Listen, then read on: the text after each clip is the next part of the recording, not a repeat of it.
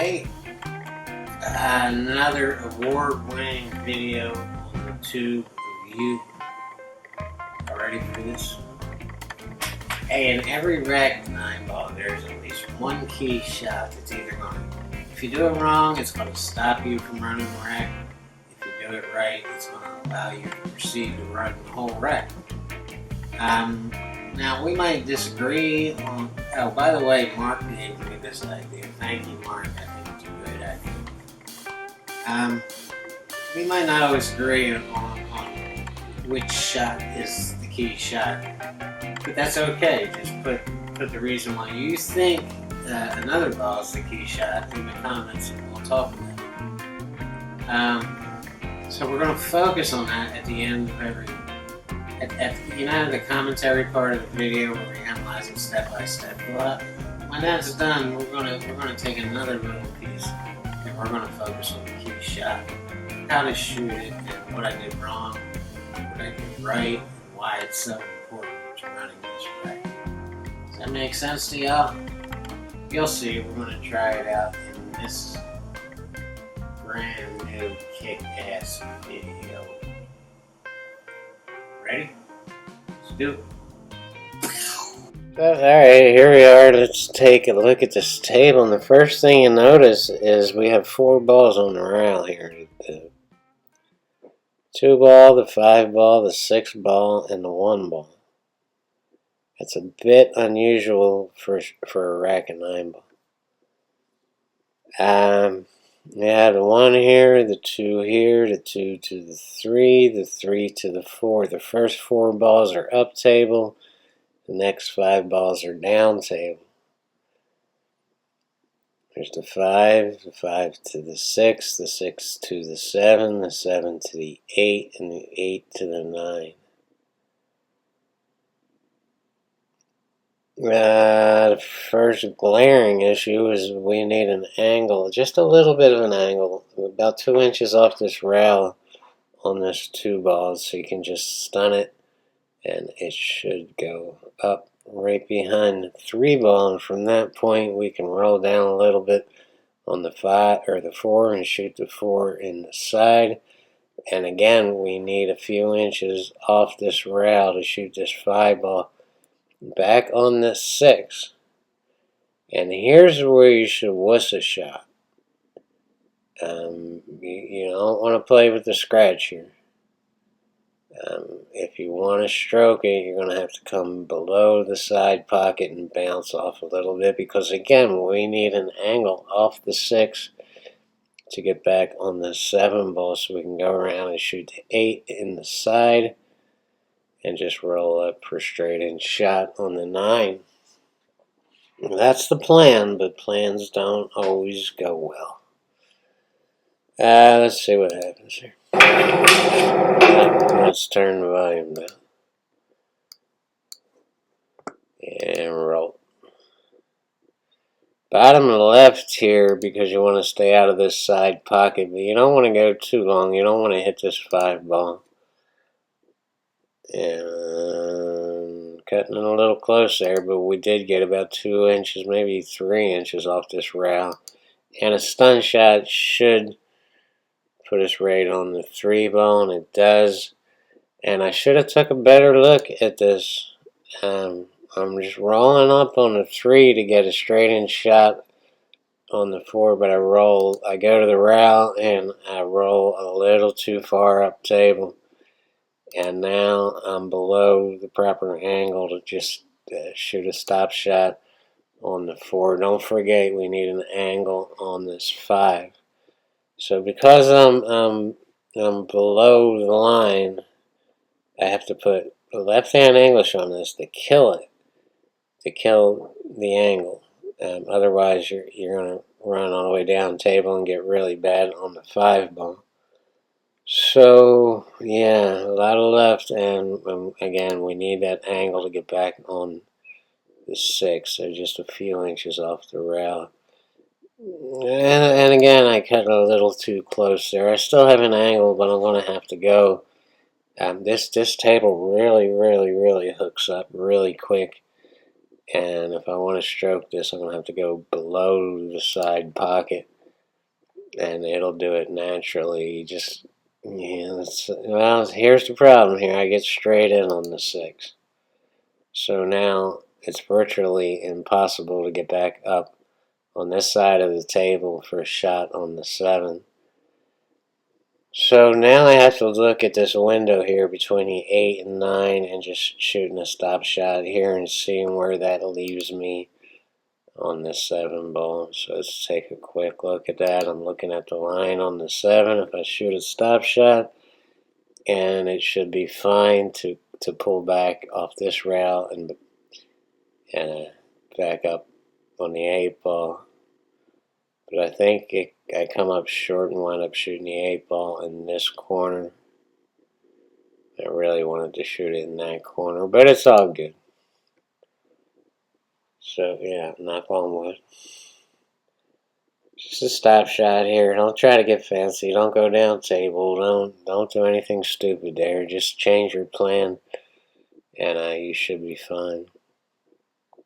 Coming up back through the doorway there, and I wanted to go a little bit longer, but now I have a little bit of a weird angle. I'm a little bit on top of the 8 ball, so it's just a matter of forcing it to this rail and bouncing out for a straight-in shot on the 9. Started skidding there. I don't know what's going on. But I shot it like a wuss, and I just didn't shoot it hard enough. And I put myself on a rail like I often do on the 9, but I don't know why that's been happening. Here's another issue. You see the rack, I left it there. I have a really bad, lazy habit of doing that, and you'll never, ever see a pro do that.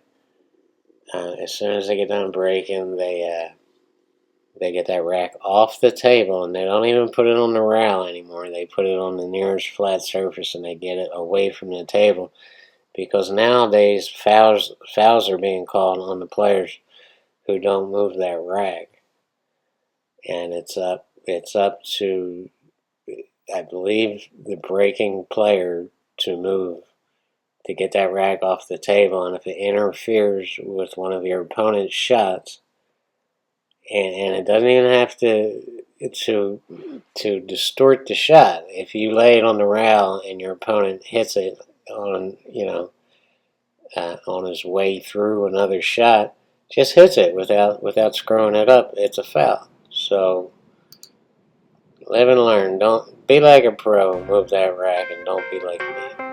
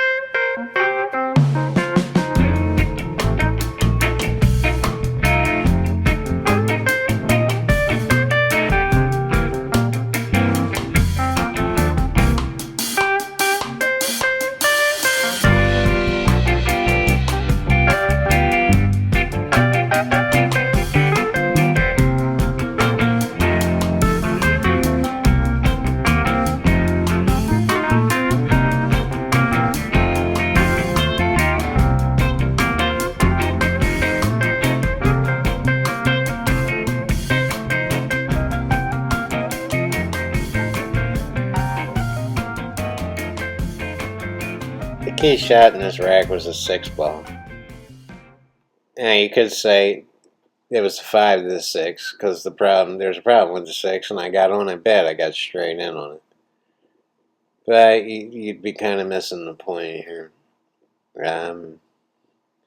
Once players get all 9 balls planned out and they get in the habit of doing that, they're really reluctant to change their plan.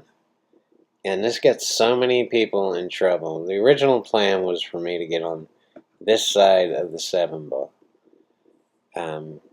which is still actually possible to do on this 6 ball shot. I could put a whole lot of left-hand English on it, try to cheat the pocket here on the 6 ball, and try to force a bounce out through this doorway between the 9 and the 7. But that's kind of a crazy shot where you're cutting a cue ball loose, and this is what gets so many players in trouble.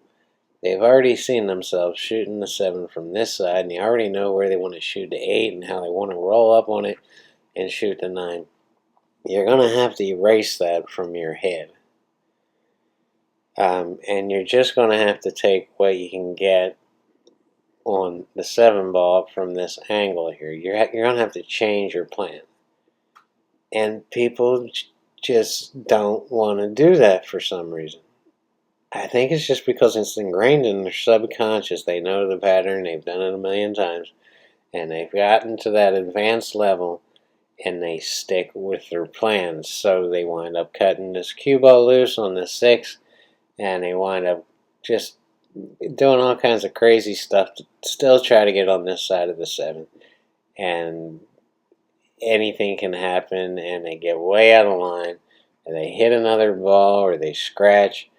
And all they had to do was say, you know what, let's just take the easy road out here and stop it on the 6 and take a little bit of a harder shot on the 7, and we can get on this side of the 9 ball to shoot it in this corner. We could get back on this, or the 8 ball, I mean, or to get back on this side to shoot the 8 ball in that corner, and we can still get on the 9 real easily. This is just that at this point your plan has to change. You have to evolve and adapt to what you have. And it's easier said than done, but if you want to be a winning player, this is what you're going to have to do. So let's go back to the 5 ball, and here's where we went wrong here. And a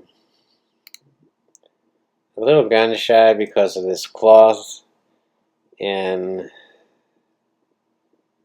I don't know, I just hit it bad and wound up straight in instead of having an angle off the 6 to bounce up on this side of the table. So I said, F it, let's just stop the 6 and take what we can get on it. And that is why it's the key, because it's going to allow you to continue to run the rack instead of just throwing it all away. Don't throw it all away. Sound good to you? Hey, that sounds like a title. Don't throw it all away. Peace, brothers and sisters. I think I have one sister here. Peace to you, sister. Thank you for watching.